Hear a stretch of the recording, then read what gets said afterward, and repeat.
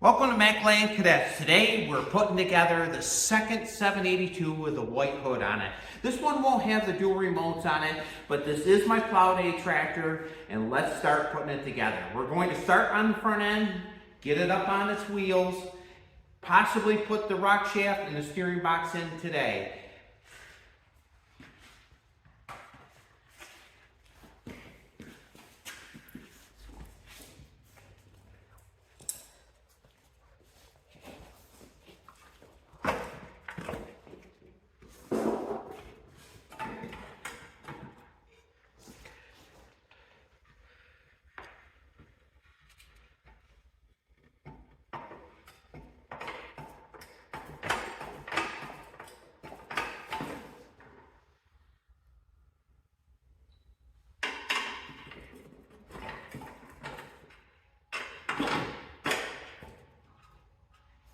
Now the kingpin takes 1 1/8 inches to put it in.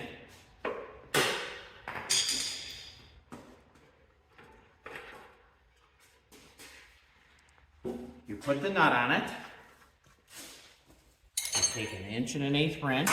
I'll do it from the bottom so you can imagine the motor in it. I am going to put the KT17 Series 2 motor in it. Now make sure you tighten it up really good. It'll take, a lot of people have problems with the front ends. They think it's their steering box. I know I've explained this in prior videos, but a lot of time your front end, when you're going, it's going like this. Look at this. It's nice and tight. You don't have to worry about it at all. It's nice and tight. It won't come loose. It'll find its way for your swivel eventually.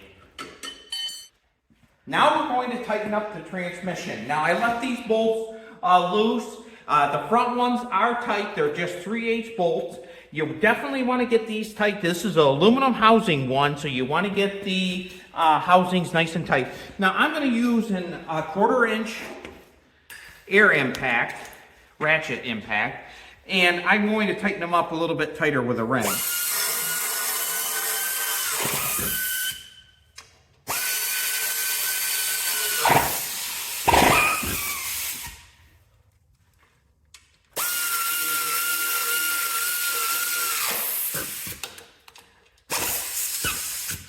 Now, when you get done, take a wrench and tighten them up.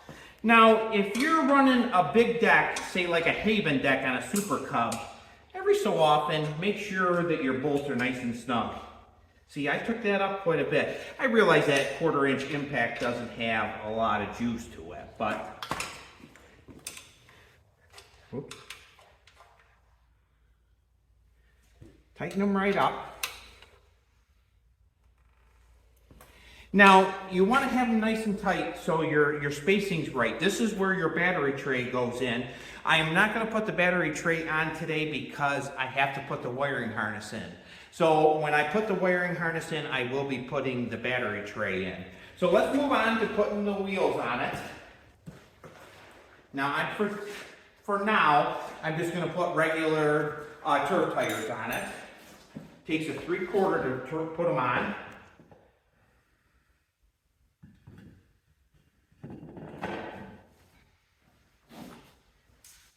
Now, if you have an older Cub Cadet, it takes 5/8.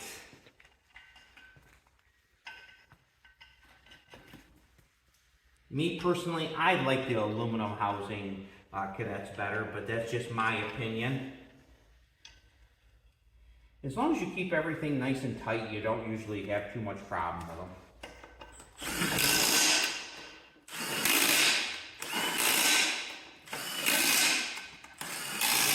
Love this Milwaukee fuel.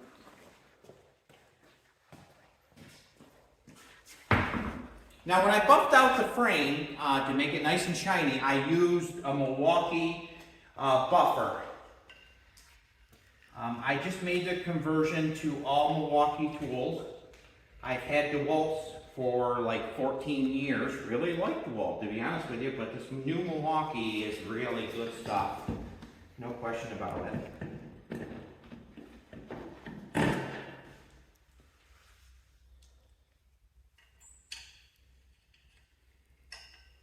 Now when I get all done putting it together, I'm going to get it all pressure washed off.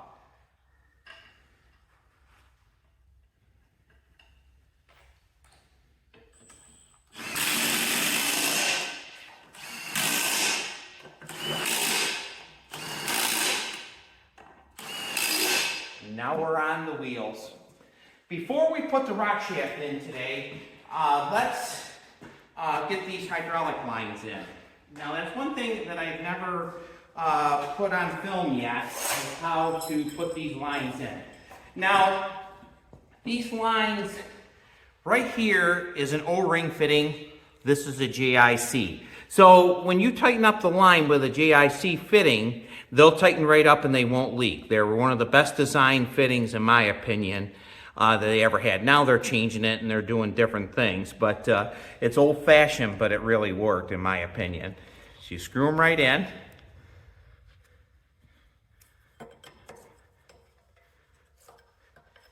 Now, if you're leaking a little bit of oil, just change the O-ring in it. It's no big deal.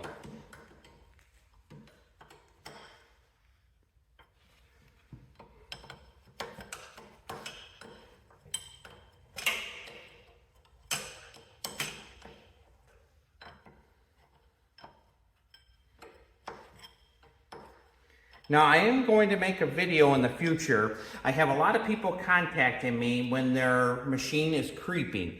This is the adjustment if your machine is creeping, that you loosen these 2 3/8 bolts up and you adjust this selector up or down and with the wheels off the ground, and then you tighten them up when the machine isn't creeping anymore. But I'll make a video on that in the future. But here's the lines. These are the lines that go to your valve on your steering box. Now I'm just going to tighten these up snug because putting the valve in is not big. It's a kind of a treat. There's no doubt about it. Here's that one. You won't get these lines screwed up, as you can see, because that one goes all the way across. This one's a short one, so you won't. Now this rear end and these lines are out of an 1811.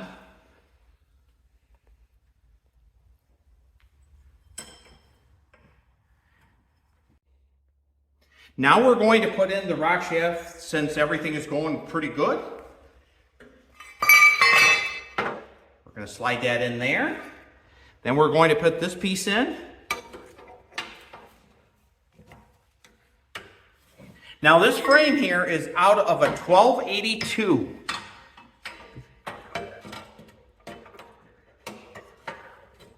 So you can take, and you can look at some of my other videos, you can take a manual lift and turn them into a hydraulic. And that is how smooth it is. Let's put the bolts in that.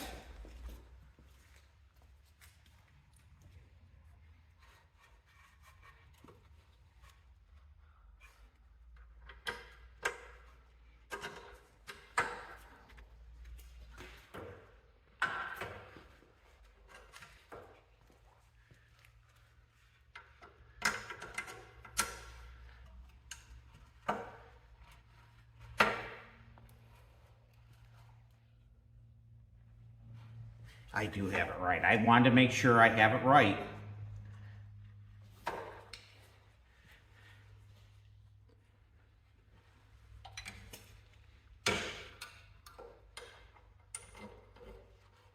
Now, I don't use the, they originally had roll pins in them. And me personally, I don't care for the roll pins. They're a little bit of a job to get in.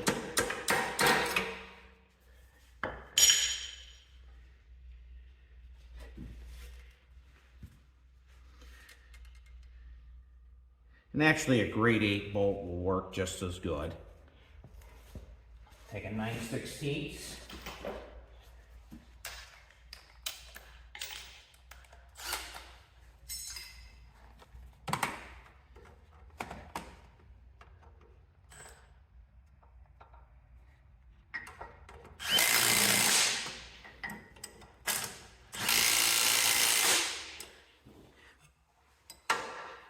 Now, one thing I did, and you're going to laugh at this, I ran out of these knobs right here. And what I did is, this is off a Craftsman 6000 series. I took a manifold stud, threaded it down a little bit farther, and made some of these, because they are 3/8 fine thread on the newer cadets. So I'll put the teardrop on, and this teardrop right here is for your deck height.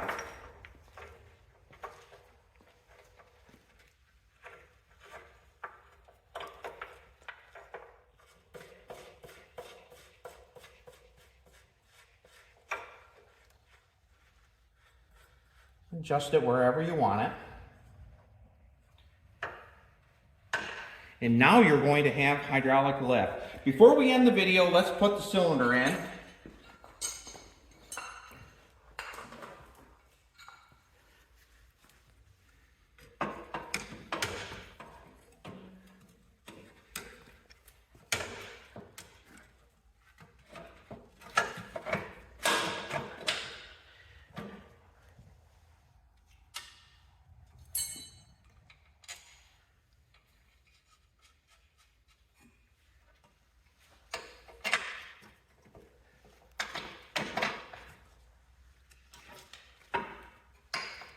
Now these are 1/2-inch bolts.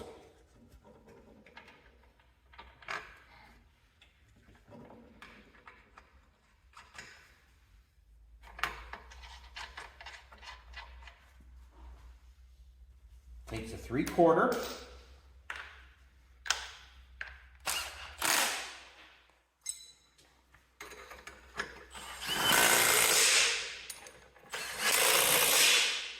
Now, this one right here takes a 15/16.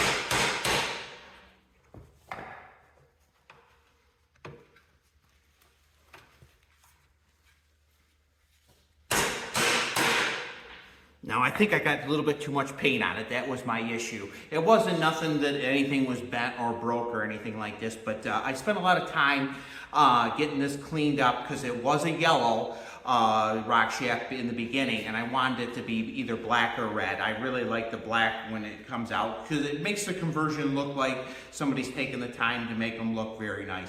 Thank you very much for watching Mackland Cadet. We sure appreciate you viewing. If you have any questions on anything I did today, please leave in the comments. Please like and subscribe, and we'll see you on the next video.